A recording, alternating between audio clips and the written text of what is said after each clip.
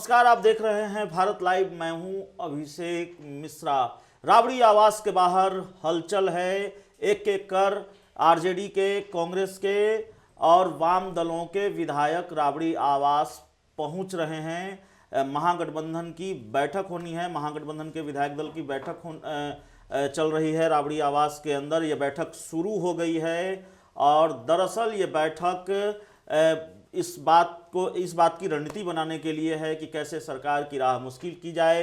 विधानसभा सत्र चल रहा है और दूसरी तरफ महागठबंधन ने विधानसभा अध्यक्ष पद के लिए अपना उम्मीदवार सामने कर दिया है। विजय कुमार सिन्हा जो एनडीए के उम्मीदवार हैं उनके सामने, तो विजय कुमार सिन्हा की राह मुश्किल कर दी है, एनडीए की राह मुश्किल कर दी है। महागठबंधन ने अपना उम्मीदवार उतारकर अवध बिहारी चौधरी को विधानसभा अध्यक्ष पद के लिए उम्मीदवार बनाया है महागठबंधन ने।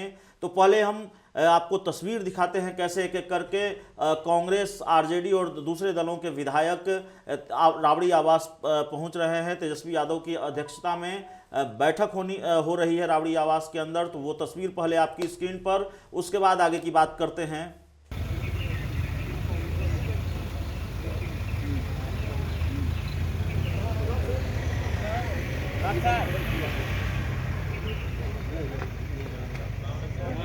को बलि चले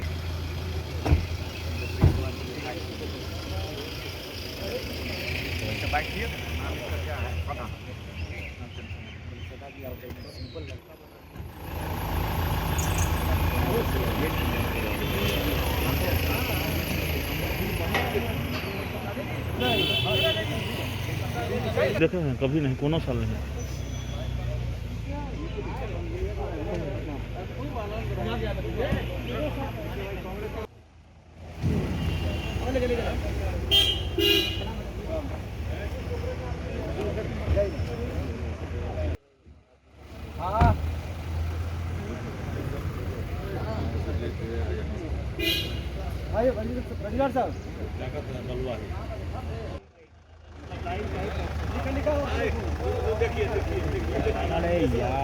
तो दरअसल संख्या का जो हिसाब किताब है, इस बार जो सीटों का हिसाब किताब है, उसकी वजह से सरकार की मुश्किलें लगातार बढ़ी हुई है। और यही हिसाब किताब की वजह से, इसी हिसाब किताब की वजह से महागठबंधन सहज तरीके से उम्मीदवार उतार पाया है। एनडीए के उम्मीदवार के खिलाफ विधानसभा अध्यक्ष पद के लिए रार ठन गई है। पहले तो विधानसभा अध्यक्ष पद के लिए सस्पेंस बना रहा और ये तय माना जाता रहा कि एनडीए की ओर से नंदकिशोर यादव विधानसभा के अध्यक्ष होंगे, उम्मीदवार होंगे और उनको अध्यक्ष चुन लिया जाएगा। नंदकिशोर यादव पथ निर्माण मंत्री रहे हैं और लंबे वक्त से मंत्री रहे हैं, बीजेपी के कद्दावर नेता हैं, लगातार जीतते आ रहे हैं।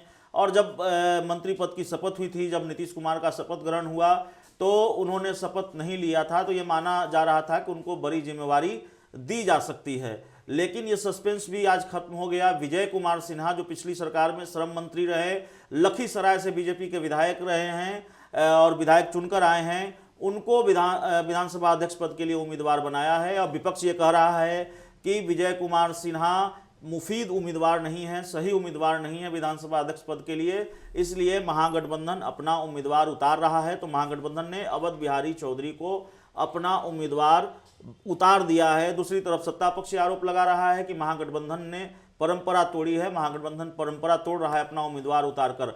अब हालांकि अब इन आरोप और प्रत्यारोपों के बीच दो खिलाड़ी कह सकते हैं मैदान में हैं, दो उम्मीदवार मैदान में हैं। एक तरफ एनडीए से विजय कुमार सिन्हा मैदान में हैं, दूसरी तरफ अवध बिहारी चौधरी जो महागठबंधन के उम्मीदवार हैं विधानसभा अध्यक्ष पद के लिए, वो मैदान में है। और तेजस्वी यादव का बयान भी सामने आया है कि देखिए हमको भरोसा है कि कल हमारे उम्मीदवार की जीत होगी। और महागठबंधन पूरी तरह से रणनीति बनाने में जुटा है। रणनीति सिर्फ इस बात के लिए नहीं कि महागठबंधन के उम्मीदवार की जीत कैसे हो, हालांकि ये संभव फिलहाल दिखता नहीं संख्या बल के हिसाब से, लेकिन रणनीति बन रही है। और सिर्फ इस बात की रणनीति नहीं बन रही है कि महागठबंधन के उम्मीदवार को जिताया जा सके, जीत दर्ज की जा सके, बल्कि रणनीति इस बात को लेकर भी बन रही है कि अभी कुछ और दिनों तक, तकरीबन 5 दिनों तक विधानसभा का सत्र चलना है।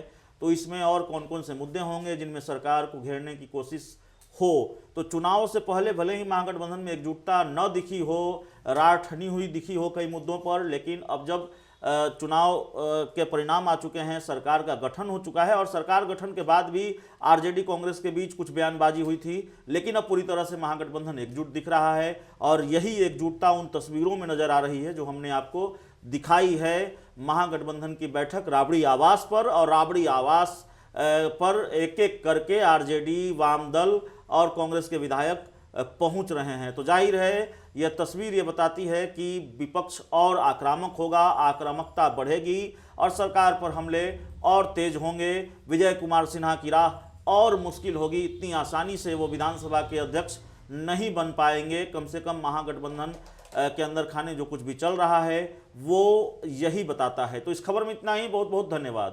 अगर ये वीडियो पसंद आई और वह बिहार के राजनीति और बिहारियत से सरोकार रखेनी तो सब्सक्राइब बटन दबा के चैनल के सब्सक्राइब कर ली। ओजे एगो घंटी बा, ओकरा बटन दबा देला से कुल सटीक और मारक खबर रुआ मुफ्त में मिल जाई। अगर रुआ पत्रकारिता के हमनी के नया प्रयोग में सहयोग कर चाहतानी तो ज्वाइन बटन दबा दी। पेटीएम नंबर नोट कर ली 9386816700। धन्यवाद।